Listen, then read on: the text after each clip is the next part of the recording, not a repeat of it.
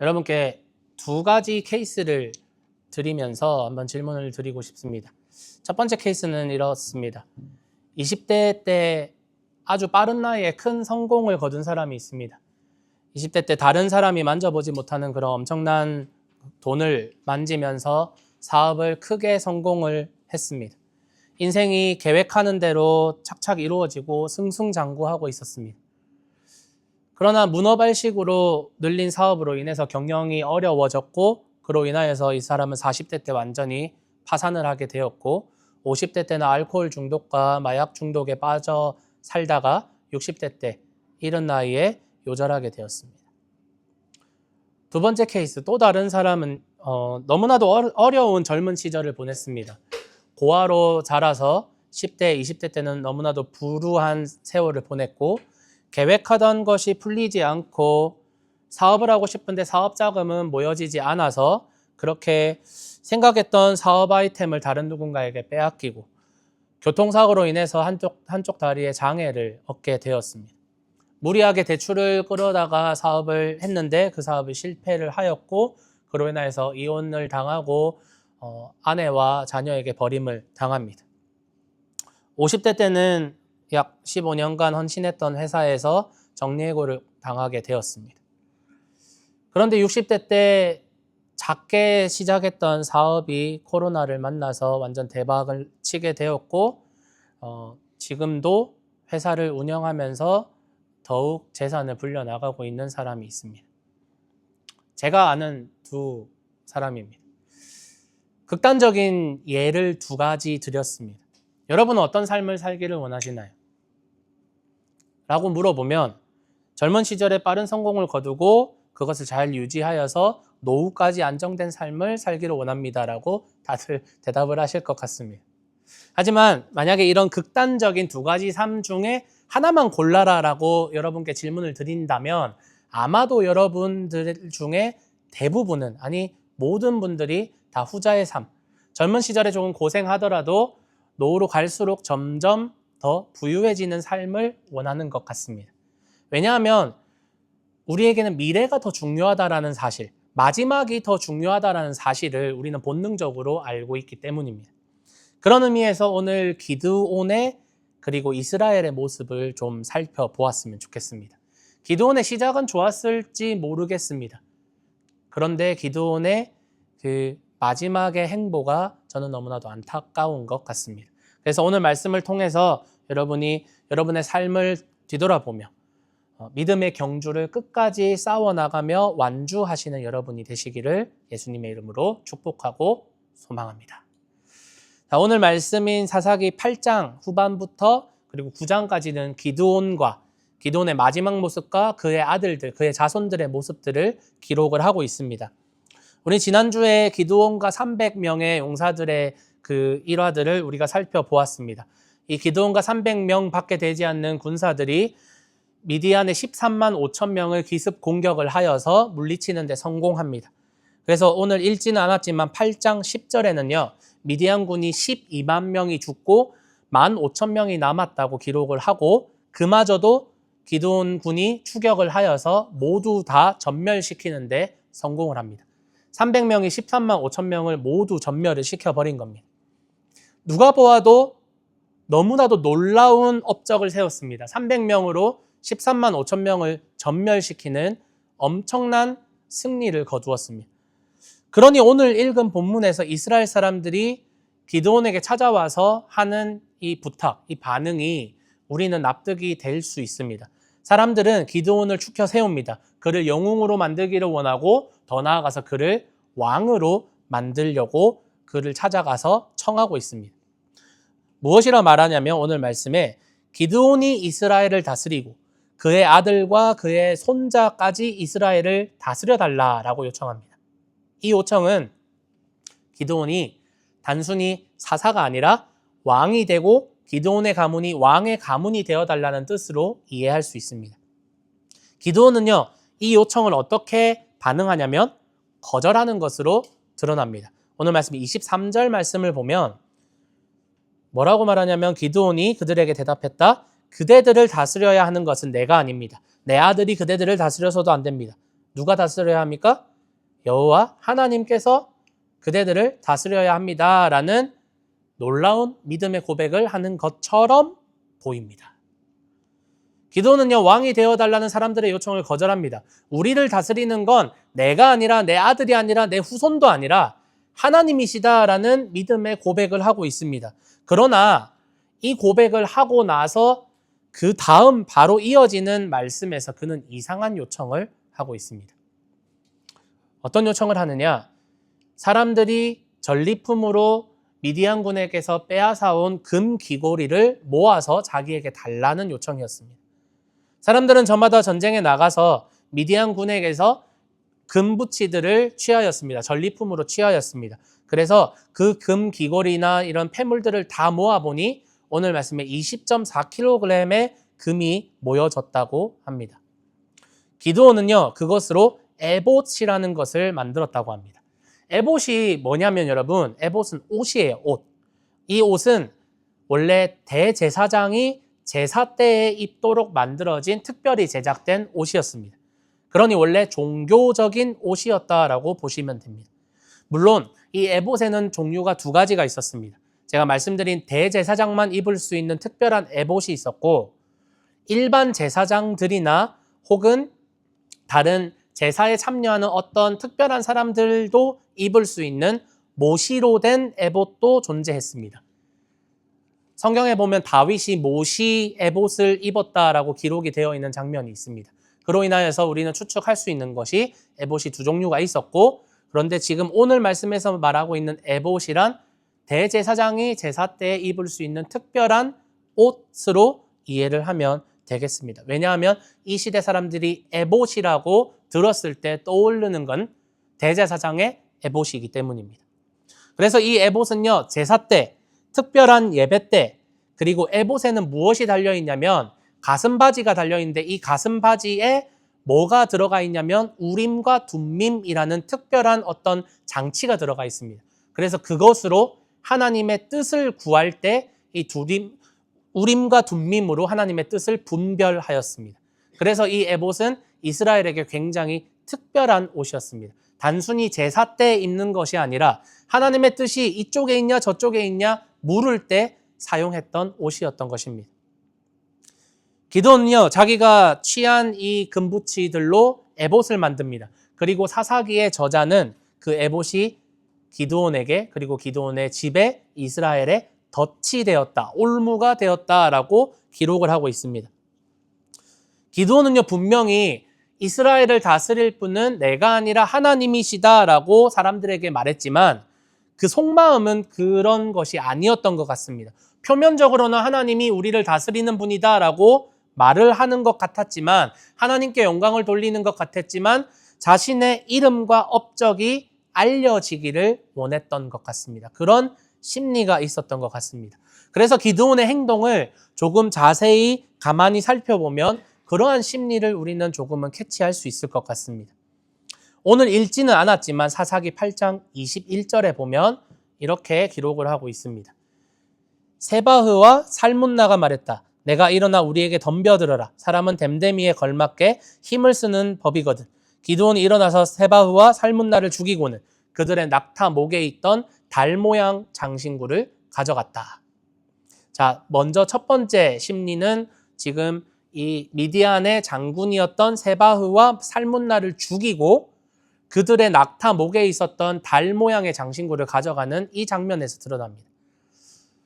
이 달 모양의 장신구는요, 미디안의 우상 숭배를 위해서 만든 일종의 부적이었습니다. 그래서 그걸 낙타 목에 달면 그들이 전쟁에 나가서 죽지 않는다라는 어떤 미신적인 그런 믿음이 있었습니다. 만약에 기드온이 미디안을 대적하고 이 미디안의 장군들, 미디안의 지도자들을 죽이고 그들이 섬기는 우상을 끊어내리라라는 사사로서의 이 사명감으로 이들을 죽이고 그들 가운데 전쟁에 나갔다면 지도자를 죽이고 이 우상 숭배의 상징적인 이 부적도 파괴를 하거나 혹은 버리는 것이 마땅했습니다. 그러나 기드온은 그 달 모양의 장신구를 보고 그것을 가져갑니다. 두 번째는 기드온이 사람들에게 전리품으로 얻은 금 귀고리를 달라고 자기가 먼저 요구를 하고 있습니다. 자, 출애굽 시대에 이런 일이 비슷한 일이 있었습니다. 모세가 시내산에 가서 소식이 없으니까 사람들이 불안해집니다. 그래서 사람들이 불안해진 이스라엘 백성들이 아론에게 찾아와서 아론에게 요구를 합니다. 우리를 인도할 신을 만들어 달라라고 말을 하니 이 성난 군중들이 아론에게 몰려오니까 아론이 겁을 먹은 것 같습니다. 그래서 아론이 사람들에게 금을 요구합니다. 그래서 그 금을 모아서 금송아지를 만들죠. 그래서 그 금송아지를 섬기고 우상숭배를 하게 되는 잘못을 범합니다. 그런데 만약에 이 사건을 우리가 연결해서 볼 때 적어도 아론은요, 자기가 먼저 금을 요구하지 않았습니다. 사람들이 아론에게 찾아와서 우리를 인도할 신을 만들어 달라고 사람들이 먼저 요구를 하였고, 물론 아론이 그때에도 단호하게 우리를 인도할 분은 하나님이시다라고 거부를 했어야 맞지만, 아론은 아쉽게도 그 성난 군중의 요청을 받아들여서 금송아지를 만듭니다. 그 성난 군중들의 요청을 거부할 수 없었다고 핑계를 댈 수는 있을 것 같아요. 그러나 기드온은 다릅니다. 기드온은요, 왕이 되어달라라는 이 이스라엘의 요청에는 표면적으로 믿음을 고백하는 것처럼 보입니다. 하나님께 영광을 돌리는 것처럼 보입니다. 그러나 속으로는 자신의 이름과 업적이 알려지기를 위해서 그 업적을 알릴 만한 우상을 세우기를 원했던 것 같습니다. 기드온은 그래서 자기가 먼저 우리를 다스릴 분은 하나님이시다라고 한 뒤에 바로 자기가 그런데 너희가 취한 금 귀걸이를 나에게 좀 가져와. 내가 에봇을 좀 만들어 볼게.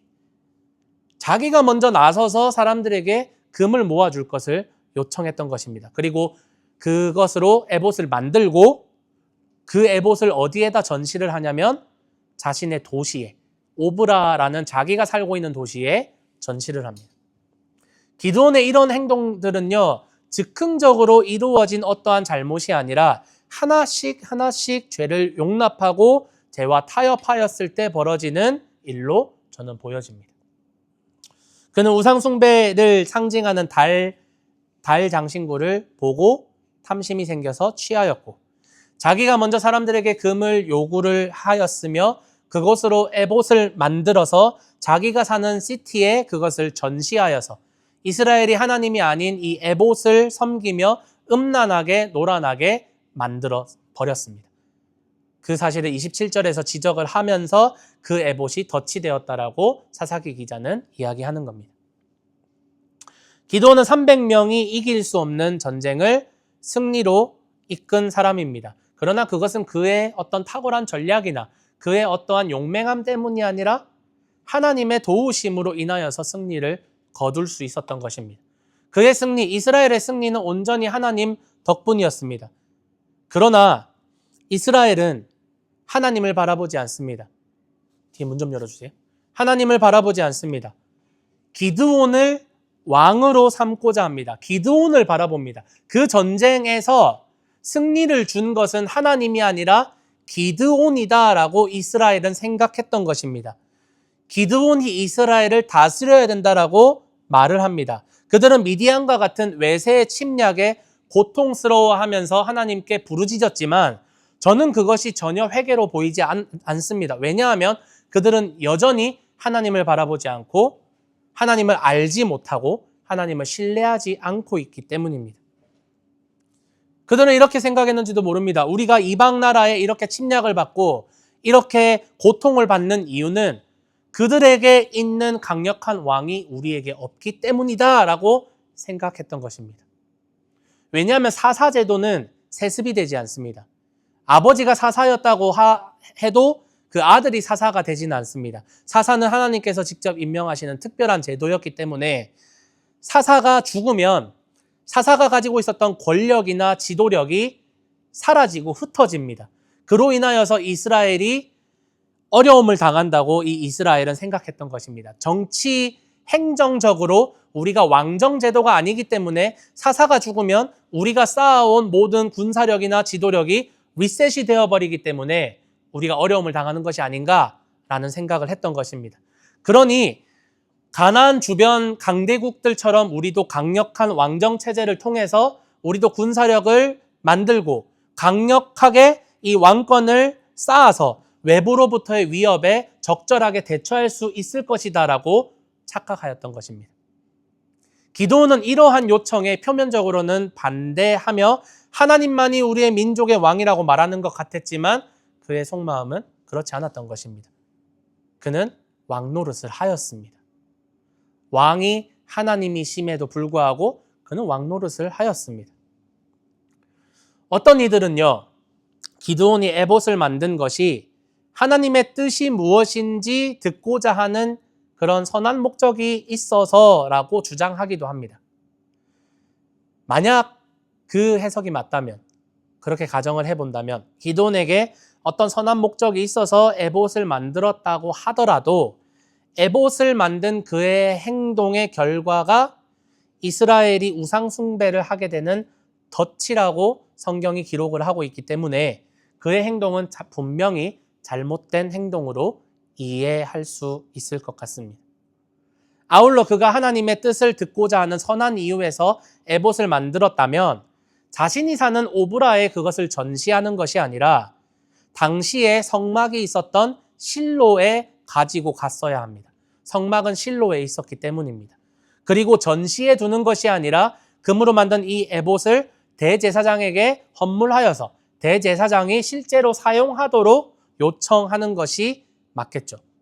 에봇을 만들어서 자신이 사는 도시에다가 보란듯이 전시해 두는 것, 이것은 하나님이 주신 에봇을 어떻게 만들어야 되며 어떻게 사용해야 된다는 하나님이 주신 말씀을 정면으로 위반하며 왜곡하는 행위이고, 하나님으로부터가 아니라 이 기드온 스스로 그 사람이 하나님의 말씀을 왜곡하고 마음대로 바꾸는 그런 행위로 저는 이해가 됩니다. 출애굽 시대에 대제사장이었던 아론의 아들이었던 나답과 아비후는요, 성소에서 하나님이 분향하라고 했던 어떤 특별한 불이 아닌 다른 불이라고 표현되어 있던 다른 불로 분향을 하여서 하나님의 진노를 사서 죽어버립니다. 벳세메스 사람들은요, 하나님의 궤를, 그 안을 들여다보지 말라고 했는데 궁금하여서 호기심에 그 궤 안을 들여다보았다가 죽임을 당합니다. 우사는 하나님의 궤를 손으로 붙잡아서 죽임을 당합니다. 홈리와 비느하스도 제물의 기름을 하나님께 바치기 이전에 자기들이 취하고 성전의 여자들과 음행하는 등의 이런 잘못을 범하여서 전쟁에 나가서 죽임을 당합니다. 사람들은요, 어떤 사건을 혹은 자신의 업적을 기억하도록 기념물이나 상징물을 만드는 것을 좋아합니다. 심지어 많은 사람들이 성경책이나 십자가를 숭배합니다. 우리는 성경책을 숭배하는 사람들이 아닙니다. 십자가를 숭배하는 사람들이 아닙니다. 저는 한국에서 보수적인 교단 중에서 더 보수적이라는 고신에서 자랐습니다. 제가 어릴 때만 해도, 제가 초등부 다닐 때까지만 해도 주일에 돈을 쓰면 지옥에 가는 줄 알았습니다. 성경책을 그냥 툭 던지면 지옥에 가는 줄 알았습니다. 혹시나 이렇게 놀다가 성경책을 밟으면 지옥에 가는 줄 알았습니다. 잘못된 가르침이죠. 우리는 이런 것들을 경계해야 됩니다. 우리는 살아있는 하나님의 말씀을 믿는 사람들이지 성경책을 숭배하고 신성시하는 사람들이 아닙니다. 우리는 살아계신 예수님이 흘리신 피, 십자가에서 흘리신 피와 사랑과 용서를 믿는 사람들이지 십자가 자체를 신성시하거나 숭배하는 사람들이 아닙니다. 기드온은요, 미디안을 멸하는 일에 쓰임을 받았습니다. 너무나도 영광스러운 그 은혜를 누렸던 사람입니다. 그러나 그는 하나님을 제대로 알지 못했던 것 같습니다. 그는 하나님의 말씀을 제대로 알지 못했던 것 같습니다. 그래서 하나님을 알지 못하고 하나님의 말씀을 제대로 알지 못하여서 했던 그 행동들로 인하여서 이스라엘을 영적으로 죽게 만들었습니다. 전쟁에서 승리하여서 이스라엘 사람들을 육체적으로는 살리는 일에 자기가 쓰임받았는지도 모르겠지만 그들을 영적으로 죽이는 일에 그가 사용이 되는 것 같습니다. 지난주에도 제가 말씀드렸지만 미디안을 칠 때 그 교만의 씨앗, 하나님을 위하여만 외치면 좋았겠지만 기드온을 위하여를 외치게 요청하고, 미디안 지도자들에게서 부적, 우상 숭배의 그 부적을 취하고, 사람들에게 금을 먼저 요청하고, 그리고 에봇을 만들고 그 에봇을 자신이 사는 성에 보란듯이 전시를 하는 것. 저는 이러한 기드온의 태도나 행동들을 토대로 그의 마음에 천천히 교만의 씨앗이 점점 싹을 틔웠다고 생각합니다. 그럼에도 불구하고 우리는 그의 중심이 완전히 타락하여서 그가 완전히 하나님을 대적하는 사람이 되었다라고 할 수는 없습니다. 히브리서에서는 기드온이 믿음의 사람이라고 기록을 하고 있기 때문입니다. 단지 아쉬움이 남는 행동을 그가 한 것이 안타까울 뿐입니다. 기드온 자신은 승리의 영광을 하나님께 돌리는 충성스러운 사사였을 수도 있습니다. 그때 하나님이 이스라엘을 다스리는 분이다라고 고백했을 때 그는 진심이었을 수도 있습니다. 그러나 그의 본분은 사사였습니다. 사사는 전쟁을 하는 사람이 아닙니다. 전쟁에 쓰임을 받는 사람 중에 사사가 많을 뿐이지, 사사의 본분은 하나님을 버리고 우상을 섬기고 있는 이스라엘을 다시 하나님께로 돌려놓는 일을 하는 사람이 사사입니다. 강한 용사, 강한 장군이 아니라 타락한 이스라엘이 하나님을 바라볼 수 있도록 하나님을 계속 알려주고, 하나님을 계속 소개해주고, 하나님께로 그들을 돌이키는 것이 사사의 역할이자 본분이었습니다. 기드온은 자신은 승리의 영광을 하나님께 돌립니다. 그러나 그는 사사로서 이스라엘이 하나님을 섬길 수 있게 만드는 그 역할을 하지 않았습니다. 그 임무에 실패하였습니다. 이스라엘은 하나님보다 기드온에게 더 마음을 두었고, 이런 그들의 마음은 22절에 기드온 당신이 우리를 미디안의 손에서 구해주셨다라는 표현에서 우리는 확인할 수 있습니다. 교회에서 지도자들의 무지, 지도자들의 하나님을 모르고 하나님의 말씀을 모르는 데서 나타나는 잘못은 지도자 개인의 잘못으로만 끝나지 않습니다. 하나님에 대한 무지로 인하여서 벌어지는 지도자의 범죄는요, 교회를 병들게 만듭니다. 그리고 성도들을 병들게 만듭니다. 지도자 개인의 잘못으로 끝나지 않고 반드시 그 영향력은 교회를 병들게 만드는 겁니다. 여러분, 위기는요, 고난이나 어려움 중에 오는 것이 아니라 평안 그리고 성공 이후에 온다고 말하는 사람들이 있습니다.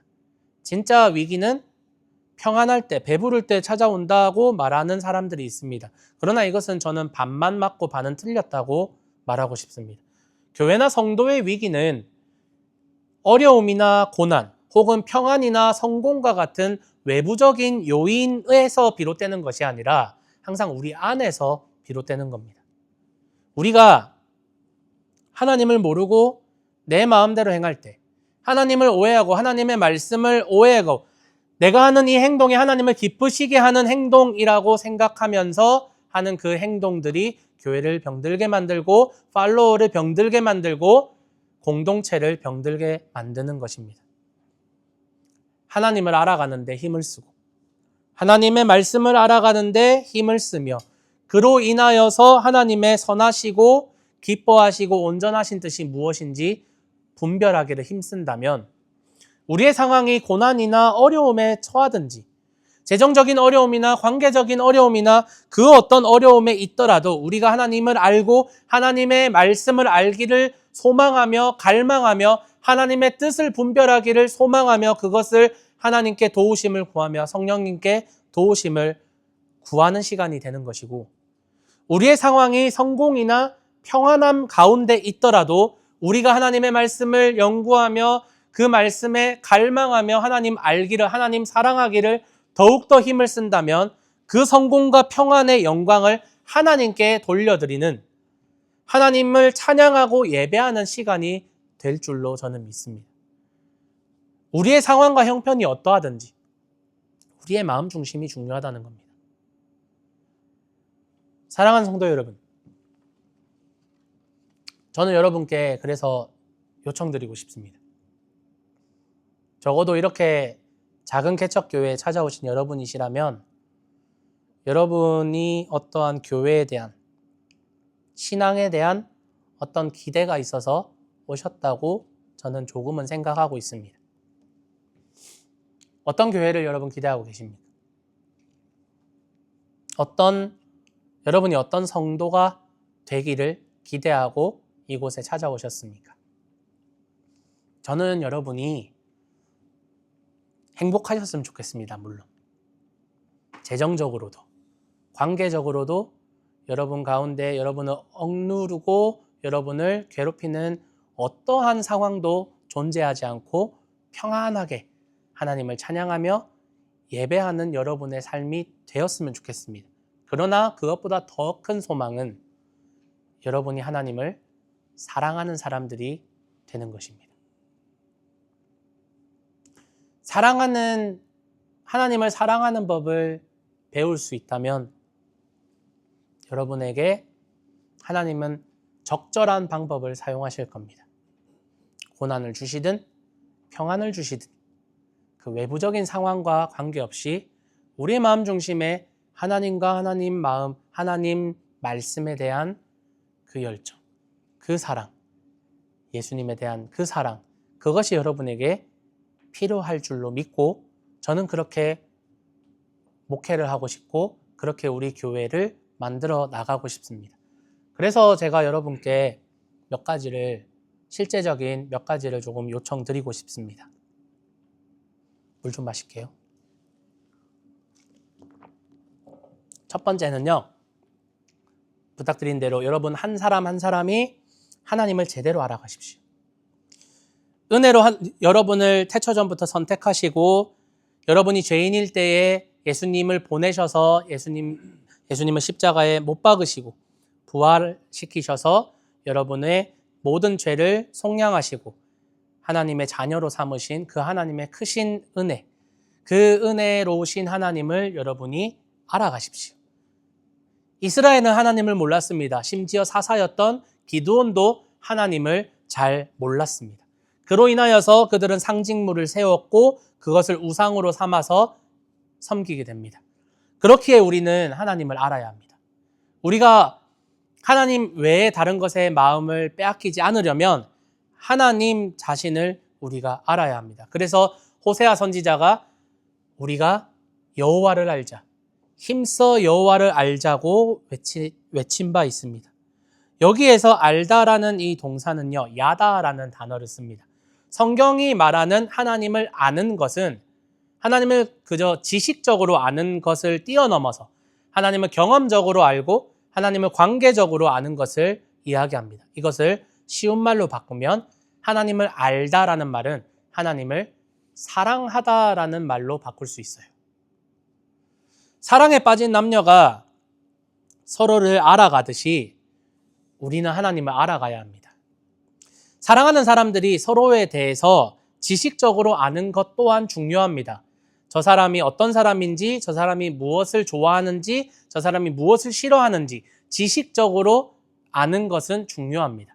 제가 저희 와이프랑 연애할 때 핸드폰 메모장에다가 와이프가 좋아하는 음식이나 좋아하는 어떤 꽃이나 혹은 싫어하는 것들을 계속 메모를 해놨습니다. 왜냐하면 저는 기억력이 안 좋거든요. 그렇게 메모를 해놓고 제가 저희 와이프가 좋아하는 것들, 저희 와이프가 어떤 사람인지에 대해서 지식적으로 계속 기억하고 그렇게 알아가도록 노력하였습니다. 그러면서 동시에 우리가 그 지식적인 그 측면에만 빠져 있는 것이 사랑은 아닙니다. 지식만 아는 것은 사랑이 아닙니다. 그 사람을 관계적으로 알아야 되고 경험적으로 우리는 알아야 합니다. 지식적으로만 하나님을 알려고 하면 하나님을 오해할 수 있습니다. 왜 구약의 하나님은 이렇게 폭력적이고 왜 구약의 하나님은 이렇게 이해되지 않는 그런 명령들만 그렇게 주실까라고 하나님을 오해하고 성경을 오해할 수 있습니다. 경험적으로만 하나님을 알려고 해도 하나님을 오해할 수 있습니다. 기적주의나 신비주의와 같이 하나님을 뭔가 영적인 체험을 통해서 알려고만 하는 사람들은 그런 위험에 빠집니다. 관계적으로만 하나님을 알려고 해도 하나님을 오해할 수 있습니다. 하나님은 나를 언제나 이해해 주시고 공감해 주시는 분으로만 착각할 수 있기 때문입니다. 우리는 하나님을 지식적으로도 알아야 합니다. 그리고 관계적으로도 알아야 되고 경험적으로도 알고 그렇게 그러한 경험들과 관계들과 지식들이 모여서 하나님을 사랑할 수 있습니다. 그렇게 하나님을 사랑하는 것이 여러분에게 필요합니다. 여러분 한 사람 한 사람이 하나님을 알고 하나님을 사랑하십시오. 두 번째, 모든 영광은 하나님만이 받으셔야 합니다. 사람은 불완전합니다. 그래서 기드온은 사람이었기에 불완전한 사사였습니다. 그는 위대한 일을 행하였지만 이스라엘을 우상 숭배에 빠지게 만든 원인을 제공하였습니다. 게다가 오늘 말씀 이후에 기드온의 행보를 살펴보면 그는 세겜에 사는 여인을 첩으로 삼았다고 합니다. 첩을 삼습니다. 성경은 한 남자와 한 여자의 결혼을 이야기합니다. 그러나 첩을 삼습니다. 첩을 삼고 그 사이에서 태어난 아비멜렉은 우리가 다다음 주에 살펴보겠지만 엄청난 악행을 저지릅니다.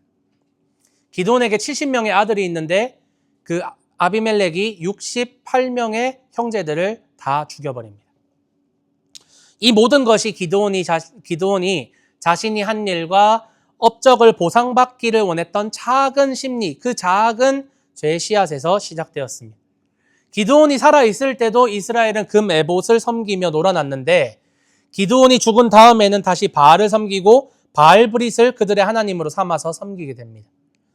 많은 목회자들이 교만을 행하고 넘어지는 이유는요, 자신이 한 일을 보상받고 싶은 데서 오는 심리에서 시작된다고 저는 생각합니다. 그렇게 자신도 모르게 금 에봇을 만들어서 전시해 놓고 성도들이 하나님이 아닌 금 에봇을 섬기고 목회자를 섬기도록 만드는 것 같습니다. 저는 아직 여러분 목회 초보입니다. 저는 아직 아무것도 이룬 것이 없는 그런 초짜 목사입니다. 그런데 하나님을 위해서 엄청난 헌신과 수고를 한 선배 목사님들이 아름답지 않은 모습으로 말년을 마무리하는 모습들을 많이 보면서 너무나도 두렵고 떨리는 마음이 있습니다. 그리고 저 스스로를 제가 생각했을 때 저도 충분히 교만하게 행할 수 있는 사람이라고 저는 생각합니다. 충분히 어떤 조건만 되면 하나님의 영광을 내가 가로챌 수 있을 만한 사람이구나라는 생각을 합니다. 그래서 늘 두렵습니다. 그래서 여러분 이렇게 생각해 주십시오. 저는 이지훈 목사는 여러분의 목자가 아닙니다. 저는 여러분의 목자가 아닙니다. 여러분의 목자는 예수님입니다. 저는 목회자입니다. 목자가 아니라 여러분의 목자가 아니라 저는 여러분에게 여러분의 목자이신 예수님을 계속해서 알려드리고 소개하는 사람일 뿐입니다. 그래서 저를 과하게 칭찬하지 마십시오. 저를 너무 과하게 높이지 마십시오. 저희 목회자들이요, 빠른 사람들은 20살 때 전도사 사역을 시작합니다. 그때부터 이미 교회를 가면 나보다 나이가 연로하신 그런 어르신들조차 허리를 숙여서 전도사님 안녕하세요 하고 인사를 해주십니다. 높여주십니다. 존중해 주십니다.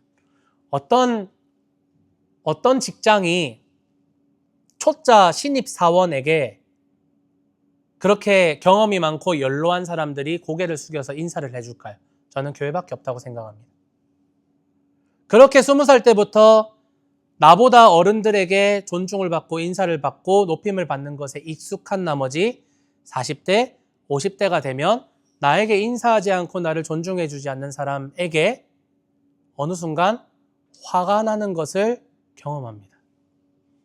굉장히 잘못된 것 같습니다. 그래서 저를 너무 과하게 높이지 마십시오. 너무 과하게 칭찬하지 마십시오. 물론 여러분 그러지 않는다는 거 알아요. 그러지 않는다는 거 알아요. 어디 밖에 나가서 와 우리 목사님 설교 최고다, 우리 목사님 정말 최고다 하시는 분 없어요. 알아요. 감사합니다. 부디 그 정도 스탠스를 유지해 주십시오. 저를 그저 하나님의 말씀을 맡은 자로서의 존중을 해 주십시오. 동역자로서 존중해 주십시오. 여러분에게 예수님을 알려주는 자로서 존중해 주십시오. 혹 우리 교회에 좋은 일이 있을 때, 우리 교회가 성도들로부터, 지역들로부터 어떠한 칭찬받은 일이 있을 때, 제가 칭찬받는 것이 아니라, 제가 영광받는 것이 아니라 하나님께 영광을 돌리는 우리 공동체가 되기를 저는 소망합니다. 그렇게 우리 함께 예수님을 알아가고 예수님을 더욱더 사랑하는 공동체로 나아가기를 소망합니다. 마지막 세 번째, 악의 씨앗, 죄의 씨앗을 여러분 가까이 두지 마십시오. 어쩌면 기드온은 겁쟁이였던 하나님이 자신을 불렀던 그 포도주 틀에서 하나님이 자신을 찾아왔다는 그 영광스러운 은혜를 기억하기보다는 나는 겁쟁이였다. 나는 아무 조건도 없었는데, 나는 아무 자격도 없었는데 하나님이 나를 그 포도주 틀에 찾아오셔서 나를 부르셨다라는 자신의 시작, 자신의 본질, 바울이 말했던 나는 진노의 자녀다라는 이 본질을 생각하지 않고 금의 눈을 빼앗기고 내가 한 전쟁의 눈을 빼앗기고 내가 한 업적의 그 명예의 눈을 빼앗겼던 것 같습니다.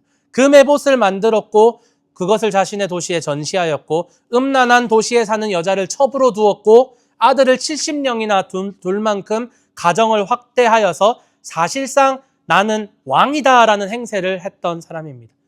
그의 곁에 하나님의 말씀보다, 그의 곁에 하나님의 율법과 하나님의 말씀을 알려주는 사람보다 악의 씨앗, 죄의 씨앗이 더 많고 자신을 높여주는 사람들이 더 많았던 것입니다. 성경은 이렇게 경고합니다. 데살로니가전서 5장 22절에 어떠한 모양이든지 악은 멀리 하라고 가르칩니다. 우리의 곁에는 생각보다 악의 씨앗, 죄의 씨앗이 많이 존재합니다. 그리고 그것을 우리는 조심성 없이 대합니다. 사실은 그 씨앗이 악하기보다는 우리가 악한 거예요. 우리의 마음이 악하기 때문에 그러한 것들이 죄로 번지는 것입니다. 예를 들자면 기드온이 취했던 금 말입니다. 금은 악하지 않습니다, 여러분. 돈은 악하지 않아요. 금을 사용하는 인간의 마음이 악하기 때문에 금이 악한 것입니다. 기드온과 이스라엘이 취한 금이 금 에봇으로 만들어지고 우상으로 변질되는 것은 그것을 이용하는 사람이 악하기 때문입니다. 가인과 아간과 사울과 유다와 같은 사람들, 이 사람들이 결국 넘어지게 된 것은 죄의 씨앗을 용납하고 자신의 주변에 계속 두었기 때문입니다. 그러니 여러분 죄의 원인을 멀리하는 것이 여러분에게 유익한 줄로 믿습니다. 제가 광고 시간에 말씀드린 대로 예배를 마치고 로비에서 우리가 소그룹이 아니죠. 지금까지는 저희가 같이 모여서 그렇게 간식을 먹으면서 교제를 합니다. 그런데 몇 달간 제가 대화에 참여를 하면서 나누는 대화들 가운데 담임 목사로서 우려되는 그런 대화의 주제들이 가끔씩 나옵니다. 예를 들자면 직장에 대한 문제 혹은 주택을 구입하는 문제와 같은 그런 문제들입니다. 주택을 구입하는 문제에 대해서 말씀을 드리자면 주택을 구입하는 것, 법이 어떻게 되고 대출을 어떻게 받아야 되고 디파짓을 어떻게 만들어야 되고 어떤 지역을 가야 또 어떤 집을 사야 집값이 오르는 등의 이야기들이 조금씩 나옵니다. 물론 저도 사람인지라 여러분 그 주제에 관심이 갑니다. 그런데 이런 대화들이 계속 반복이 되는데 결국 똑같은 결론으로 똑같은 패턴으로 반복이 되는 것을 제가 느낍니다. 여러분 우리에게 집 필요합니다. 집 필요합니다. 그리고 집을 구매하려고 준비하시는 분들이 있는 줄로 압니다. 여러분에게 집 사지 말라는 것 아닙니다. 집 사면 죄라고 말하지 않습니다. 집을 사십시오. 그러나 교회 안에서 우리의 교제나 우리의 대화의 주제가 그것이 되지 않았으면 하는 담임 목사의 마음입니다. 이것은 집 구매만이 아닙니다. 여러분 점점 우리 교회에 어린아이들이 늘어나면 어떤 킨더가 좋을지, 어떤 킨더에 가야 우리 아이가 좋은 교육을 받을지, 어떤 학교가 좋은지, 셀렉을 가려면 어떤 과외를 시켜야 되는지, 어떤 과목에 어떤 선생님이 더 좋은지 자녀 교육과 입시의 마음을 빼앗겨 버립니다. 제가 시드니에서 사역할 때 교회는 온통 그런 교육과 주택 구매와 부동산과 그러한 정보 교류의 현장이었습니다. 집 구매, 돈, 성공, 커리어, 자녀 교육, 건강, 비자 모두 다 필요하고 우리에게 중요한 문제가 맞습니다, 여러분. 그러나 우리는 그 정보를 공유하기 위해 모인 공동체는 아니라는 사실을 여러분이 기억하였으면 좋겠습니다.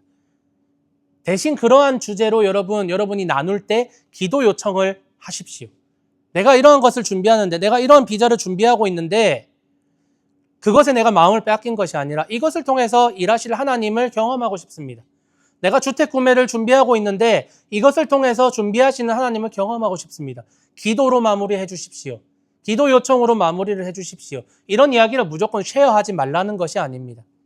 우리는 그런 대화를 통해서도 하나님의 일하심과 하나님의 도우심을 기대하며 기도 요청을 하는 그러한 사람들이 되어야 한다는 겁니다. 마음을 빼앗기지 마십시오. 기드온이 마음을 빼앗겼던 그 죄의 씨앗에 여러분 마음을 빼앗기지 마십시오. 성도의 교제에 그 죄의 씨앗을 가져오지 마십시오. 그리고 여러분의 삶 가운데 그 죄의 씨앗을 두지 마십시오.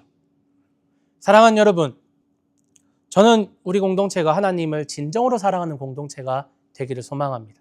그리고 더 나아가 우리 공동체가 하나님을 사랑하는 것과 우리 서로를 사랑하는 것, 그리고 이웃을 사랑하여서 우리가 하나 되는 공동체가 되기를 소망합니다. 우리의 배경은 모두 다 다릅니다, 여러분. 그러나 우리를 하나로 묶는 그 띠는, 그 끈은 예수 그리스도의 십자가의 은혜임을 여러분이 반드시 기억하십시오. 교회는 하나님의 은혜와 예수 그리스도의 십자가가 고백되어지고 삶 가운데서 일하신 하나님의 열심과 하나님의 은혜와 하나님의 도우심을 나누는 공동체라고 생각합니다. 그것이 성공이 되었든 실패가 되었든 말입니다. 그래서 여러분, 이런 교회를 만들어 가는데 함께 해 주십시오. 우리 모두가 하나님을 사랑하고 하나님을 고백하는 공동체가 되도록 말입니다. 그런 공동체 여러분 초대합니다. 여러분 함께 동참하며 함께 그 은혜를 누리며 나누는 여러분 모두가 되시기를 예수님의 이름으로 축복하고 소망합니다. 말씀을 맺겠습니다. 하나님의 은혜를 잊고 눈에 보이는 것을 의지하는 순간 우리는 그것이 주는 가짜 평안에 빠져버립니다.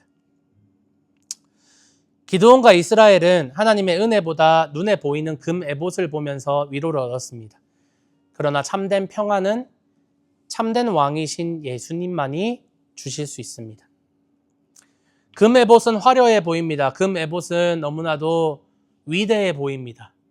그 금 에봇에 담겨있는 상징 300명이 13만 5천 명을 무찌른 그 스토리는 너무나도 위대해 보입니다. 그러나 금 에봇이 화려해 보일지라도 금 에봇은 백성들을 죄로 끌어들입니다.